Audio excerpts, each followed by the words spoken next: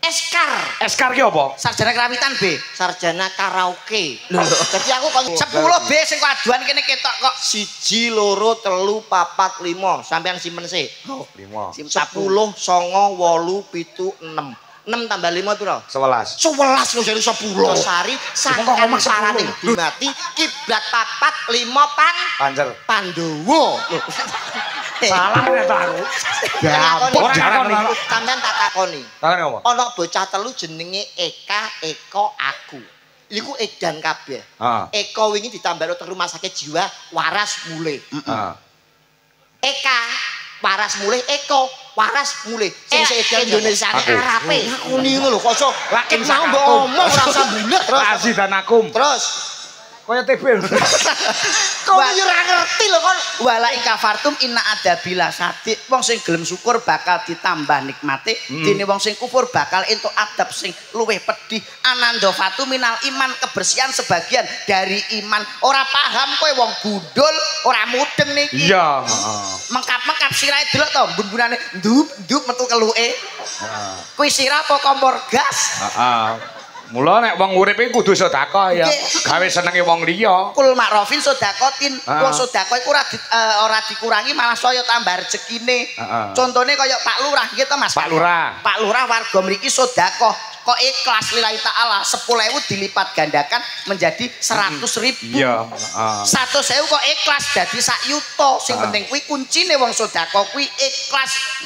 Niki lho. Iya. Wong sedekah niku kuncine ikhlas, buak dhuwit niku kudu ikhlas. Kula pun atung lakoni. Lakone apa? Buak dhuwit 1000 ikhlas, Pak, dadi 60.000. Apa kuwi? Loh, tuku togel. Sayang kopi kok kleru jane entuk kelongakes aku. Pak polisi iki lho Pak. Wong iki nyoto iki kaya Pak Haji Samsuri ku piyaine ora kulino napa niki tombok togel, ora ono judi, main ceki dan lain sebagainya. Pak Haji Samsuri Mboten nate tombok togel. gak tahu tombok tapi titip. Lho ngawur ae. Mati titip ning masyarakat bahwa itu adalah pekat. Betul Penyakit masyarakat. Salah mungging pemerintah, dosa mungging agama ora kena larangan kuwi Mas. Dadi nek wong sedekah kuwi kudu nggih senenge wong akeh. Gawe senenge wong akeh wis kunci ikhlas kaya warga mriki nyenengke wong akeh insyaallah swarga panggonane. Contoh meneh sapa? Panjenenganipun Mas Kangko Dalang. Bengi iki gawe senenge warga Ngesong, warga Banjarjo insyaallah swarga panggonane. Sinden-sinden ki nyenengne wong akeh swarga. Dadi sapa wae sing gawe senenge wong akeh Tanpa pamrih mesti munggah swarga. kuwi wis pasti. Pasti nyuwun. Pasti kuwi piluange agama. Jenengan nek krungu malaikat lambene ditapuk rasa balik lho, Pak. Lho kok iso?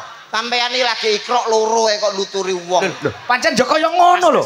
Kuwi Gawe senenge wong akeh mesti mlebu Swarga linambaran rasa ikhlas. durung karuan.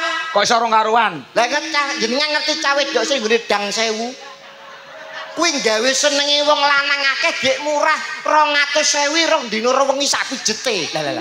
Lah jan mlebu swarga apa ora? Aku tau liwat kono. Piye ning dang 1000. Ana cah rambutnya dawa. Aku mlaku diceluk. Celuk piye Mas? Mas Tanjung Perak kapale kobong. Monggo pinarak kamare kosong. Weh nganggo parikan. Nggih. Kowe yo jawab nganggo parikan. Kula nggih klub bales damel pantun. Pantun. Tuku duku katutan pari. Maksude Mangke kula mriku kalih Pak Samsuri. ngawur kok. Ratu-ratu. Saiki kowe aja dikebyah-uyah lho. Lho, aja ngawur lho, Be. Aja ngawur lho. Pripun? Kae wong sing ning Gedang 1000, kae lak nganggo pamrih. Ana pamrihe. Golek duit, golek imbalan. Heeh.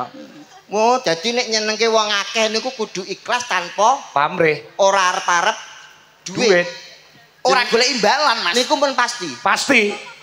Nyuwun sewu jenengan teng mriki lak ndalang ta. Dalang. Gawe senenge wong akeh mboten. Gawe seneng wong akeh. Nek ngono sampean kok bar mayang Pak Lurah ora mbayari sampean, sampean ikhlas ora? Ikhlas swarga gak ikhlas neraka. La insaka apa mau Mas? Mbok karo Insakartum. Beda. Loh, jawab dhisik kok beda. Lah aku nggawa yoga, nggawa sinden. Ah, sampean ora ikhlas neraka ngisor dhewe sampean. Campur sekipu nek kulo sampean. Sekipu sapa? Karo jero sando niku sampean kancane. Ya ora iso. sik piye Gawe senenge wong akeh kudu Ikhlas. ikhlasan po. Pamrih. Ora arep-arep Bayaran utawa duit. Sampean bar mayang niki kan nyenengke wong akeh. Bar mayang mulih ora bayaran, ikhlas ora? Jawaben kene Solo niku nggih adoh. Sik aku tak takon omahmu endi? Tuban. Tuban ini lak adoh. Nggih. Heeh. 3 jam. Upamane ya, iki bengi iki engko kowe ora dibayar. Ikhlas ora? Ikhlas no swarga apa neraka kowe? Beda level, Bro. Bebek, kowe Tuban kene iki nggawa sopir, nggawa mobil tuku bensin lho ngetol lho, Be. Ikhlas ora dibayar aku. Ora dibayar. Ikhlas. Lah kok ikhlas? Lah wis lunas lho. Lah wis ditransfer karo duwo lho aku. Lho iki wis lunas ta, Be? Wes. Lah aku kok urung. Engko ya. Lunase do kok ngarep gen-genah, tiwas aku mak teratap. Aja nyepelekke Mas Kangko. Mas Kangko ku dalang kondang, dalang hebat, dalang laris SSN. Aja ngawur kuwi. Wong SSN lho kok pamer.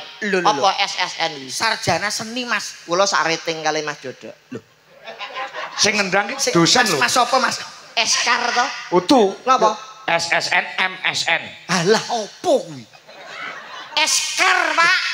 Sarjana seni magister seni. Kowe apa? Eskar. Eskar ki apa? Sarjana kerawitan, B. Sarjana karaoke. Lho, dadi aku kancane Mbah Mudin Ahmad. Lho. Nyuwun sewu lho, Pak, ngriki ngrembug perkara bersih desa.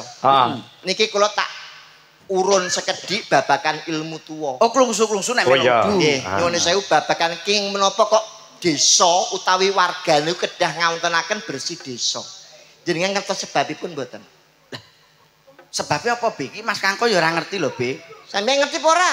Ora ngerti. Ora ngerti omong kok. Lho ngene tok.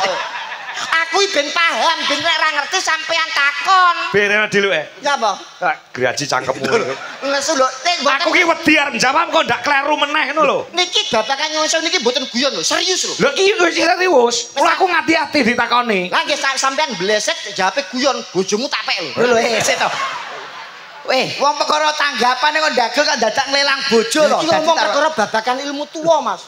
Nyuwun sewu, king napa kok kedah ngawontenaken bersih desa. Niku wujud syukur marang Gusti Pangeran. Pangeran sapa, Mas? Diponegoro. Gak aku iku malah jenenge pangeran ya Gusti Allah Subhanahu wa taala. Malu bertanya sesat di jalan. Nek ora ngerti kudune takon. Lah ya kok nesu awakmu. Niki wujud syukur. Awit menungso niku sampun diparingi tubuh ingkang jangkep, diparingi nalar, diparingi nyawa. Heeh. Lah kenging napa to Gusti Allah niku kok nyiptakne sirah digawe siji, ning kuping digawe loro. Mata digawe loro, irung digawe siji, kuping digawe loro, lambe utawa mulut digawe siji. Sebabe napa? Lho, sebabe kok date ngono? Sampeyan iki jane dalang capopo to sampeyan. Mas, sebabe kok date ngono. Sampeyan iki kudu menangan lho, aku balane jenengan. Dalang niku modal piwulang lho. Bener. Babakan Jawa niku paling gak dalang kudu ngerti. Iya. Kenapa Gusti Allah nyiptakno kuping loro, sirah siji, mata loro, irung siji? Sebabe apa? Sebabe apa, Be? Lho nek mboten ngerti takon. Lek takon piye? Yo, Mbah, sebabe apa, Mbah? Ngono. Luwih tuwa. Aku jane arep jawabmu dilek kleru. Lho, jawabe pripun? Badhe jawab napa? Kenapa kok Gusti Allah niku maringi kuping loro, sirah siji, mata loro, irung siji, tangan loro, peteng siji. Udele siji. Sebabe napa? Sebabe apa? Mergo menungso niku ken eling.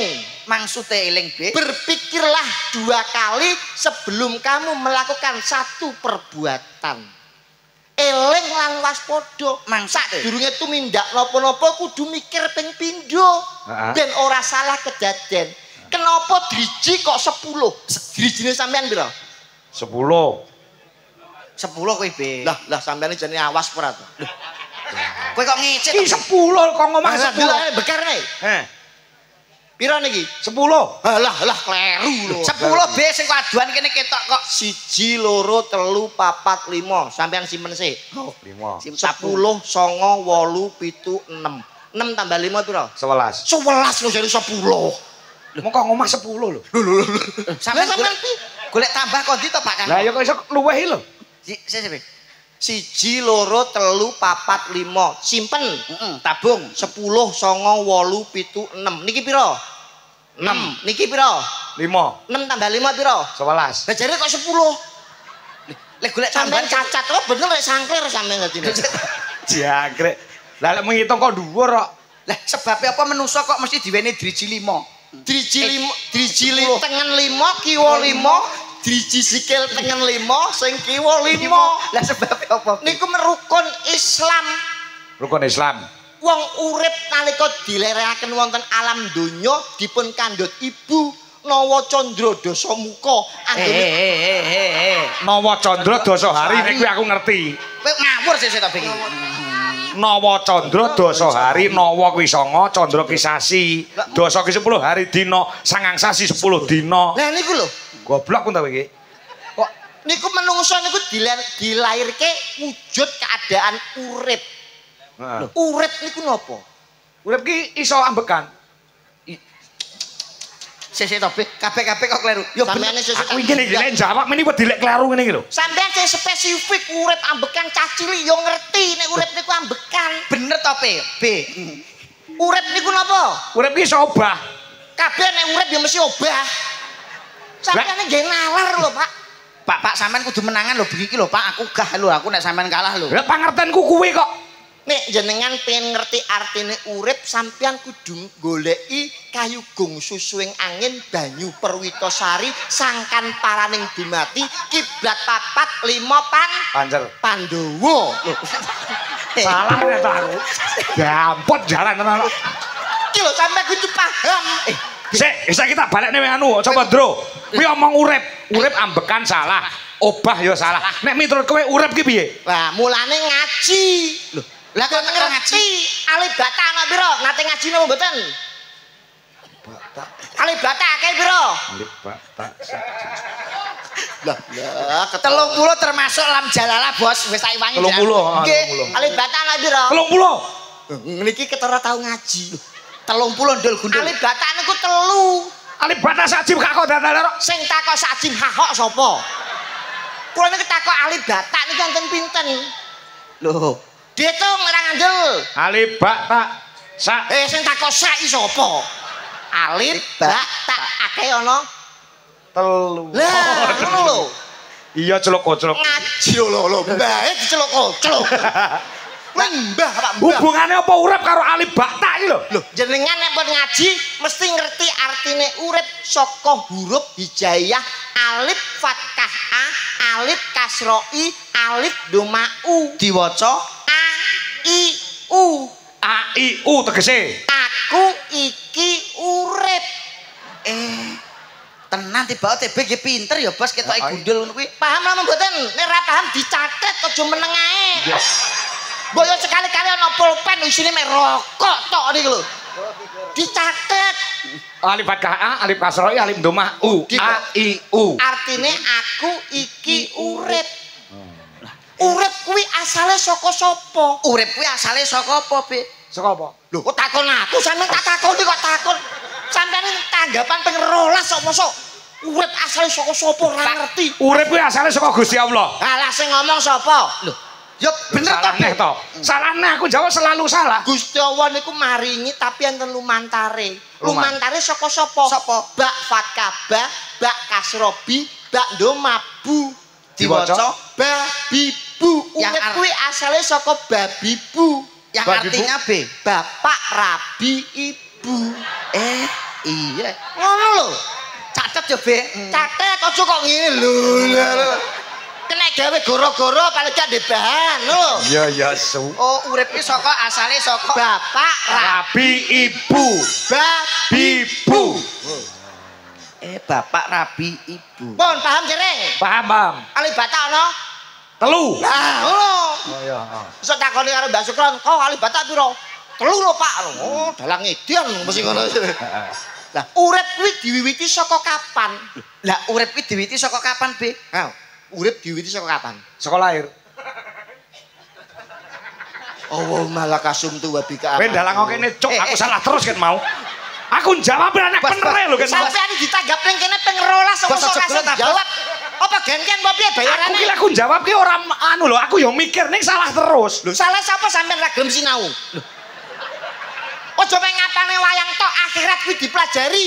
Habu minalas, habu minallah. Sing artine, Be. Apa kuwi, Bos? Wis pokoke ngono kuwi. Oh. Lah lek miturut kowe. Lho kok miturut aku berane akeh sampean takon terus. Lah kuwi gaweane ya abot re beda. 50.000 tak jelasne. Iki lho dhuwit. Oh, cari lho. Ya. Ah ngono lho.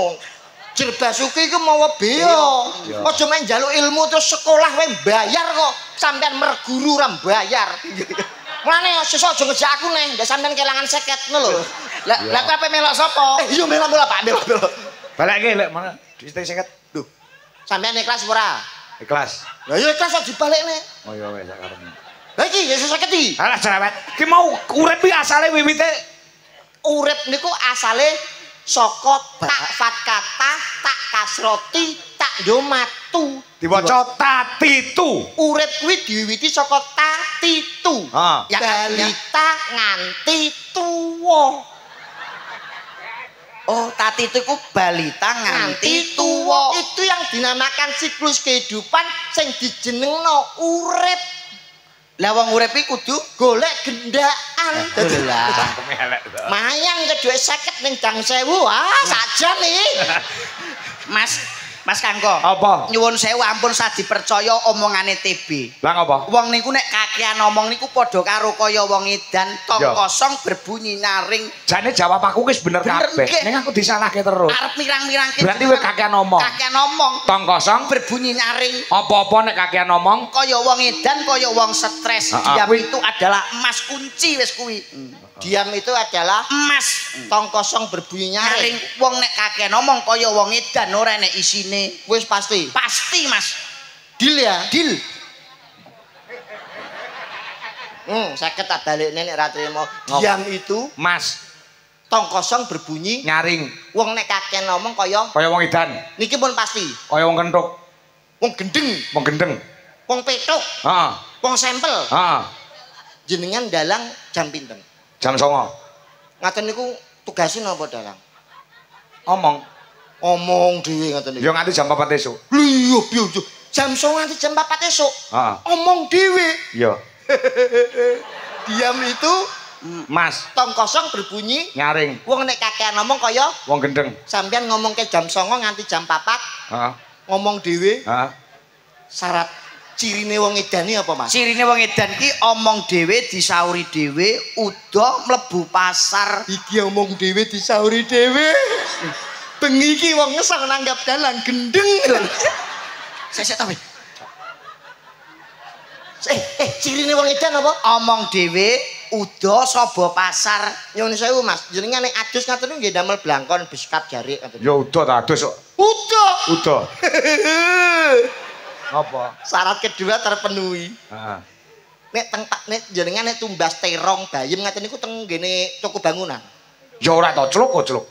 Lah teng pundi? Nang pasar. Sampeyan sapa pasar? Sapa pasar? 3 syarat terpenuhi. Wis jelas gendeng sampean iki. Hah? Ngaku ora? Nyapa? Edan to sampean? Ya ora masalah. Aku wis krasa nek arep mau edan iki mau gendeng-gendenge ora apa-apa. Tapi jenengan ngaku mboten? Ya ngaku. Ning sing edan sing gendeng ora aku tok. Sapa? Ya kok. Ngerti wong gendeng kok ditabuhi. Sinden ngerti dalang gendeng yogane gendeng kok disindeni. Dagelan ngerti enek yoga dalang sinden gendeng kok dagelane ndagel. Berarti kowe termasuk gendeng. Ya ora dalang sinden dagelan karo yoga. Lah, Mbah Lurah, Lah Mbak Lurah piye? Pak Samsuri Mbah Samsuri, gendeng. kuwi yo bijaksana soalnya gelem nglumpukne wong gendeng-gendeng. Boten sampean ngakoni pura nek edan. Hah? Mbok ngakoni pura nek edan. Ya ora no. Tenan ra ngakoni. Ora, iki pakaryan iki gaweanku. Tanggung jawab apa, Be? Tanggung jawab. Dadi- Dalange kon ngomong kon ngoceh sawengi paribasane. Dadi mboten ngakoni. Ora ngakoni. Sampean tak takoni. Takone apa? Ana bocah telu jenenge Eka, Eko, aku. Iku edan kabeh. Heeh. Eko wingi ditambah teng rumah sakit jiwa waras mulih. Heeh. Eka waras mulih, Eko waras mulih. Sing seedan sapa? Aku. Oh, ngakoni ngono lho kok iso ket mau mbok omong ora usah bulet. Lho, sik. Ngono lho, Pak. Mbok ngaku ket mau lak bar to sal. Dadak a i u e o niku. Sampeyan piye ngendika piye to, Bos? Bos sampeyan iki lho. Ana bocah telu gendeng edan. Jenenge Eko, Eka, aku. Heeh. Eko niku gendeng ditambah teng rumah sakit jiwa niku waras mulih. Sing Eko ditambahne rumah sakit jiwa waras mulih. Sing seedan sapa? Aku. Lah iya ngono lho ora gelem ngakoni ket mau. Aku maksudnya dulure Eka karo aku sapa to? Sampe sing edan sapa? Aku. Lah lah. Pun kok kula uruse Pak Kangko. Weh, aku dulu ngono. Aku kan mau sekarang penerip blas aku. Sakarep BTB. Aku ra omahku Blora Jawa Tengah. Untuk wilayah Kediri aku kan ndak ngerti ora paham. Aku mangki ning dalan kepethuk bocah awake kuru gek sirah iki apa ki gundul ngene iki. Tak tekoki kan, Pak nyuwun sewu badhe nyuwun pirsa sing enten wayange niku pundi? Ora. Tak tekoki niku lho dalange Pak Kangko Mas. Ora. Bareng aku rada maju sithik 100 meter ana wong wedok. Mas nyuwun sewu niku bocah edan. Apa kowe mau ngerti? Kok cirine wong edan piye? Kenapa kok wong edan? Lho dijawab iki ora ngono kuwi. kuwi. Nek takoni apa ae jawabe ora. Ora. Kuwi wong edan. Wong edan. Kowe apa ngerti? Ngerti. Ning ngene pos kampling mau to. Lah sampean ngerti, Bos? Ngerti aku yo anmu. Lek kowe ngerti apa ora iki mau ngerti? Ngerti. Lah kowe ngerti bengi iki tanggapane pira? Ora. Lho kowe nek ngono. Kowe dhewe sing Bisa kowe dhewe karep oleh kancane.